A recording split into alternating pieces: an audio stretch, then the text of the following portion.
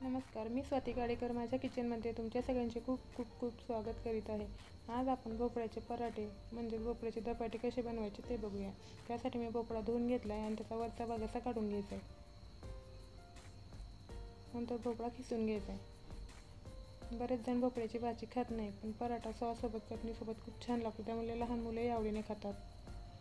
त्यासाठी भोपळा खिसून घेतला आहे। त्यात 1 वाटी गव्हाचं पीठ, अर्धी वाटी ज्वारीचं पीठ, पाव वाटी बेसन पीठ,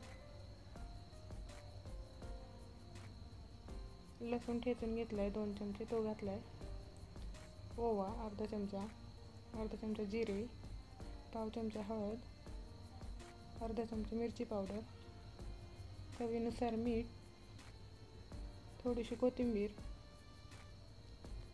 आणि 2 चमचे दही।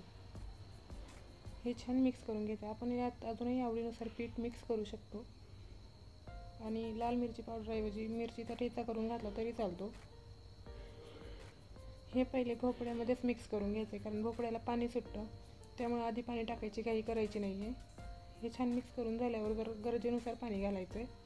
थोडं थोडं पाणी घालून गोळा छान मळून घ्यायचा आहे चपातीप्रमाणे। नंतर त्याचे छोटे छोटे गोळे करून चपातीचा उंडा बनवतो त्याप्रमाणे उंडा बनवून घ्यायचा आहे।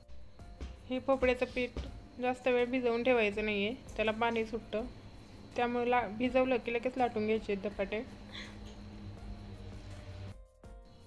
उंडा बनवून झाल्यावर पीठ लावून आपण चपाती लाटतो त्याप्रमाणे लाटून घ्यायचे, छोटे छोटे पराठे लाटून घ्यायचे।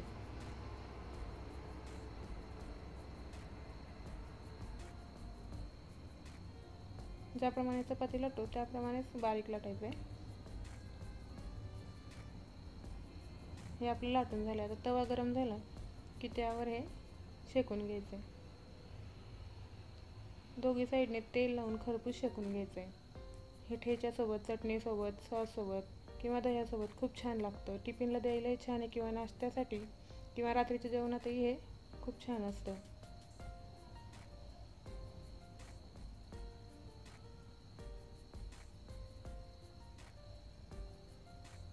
हे बघा, या प्रकारे आपण आता पराठे बनवून घ्यायचे।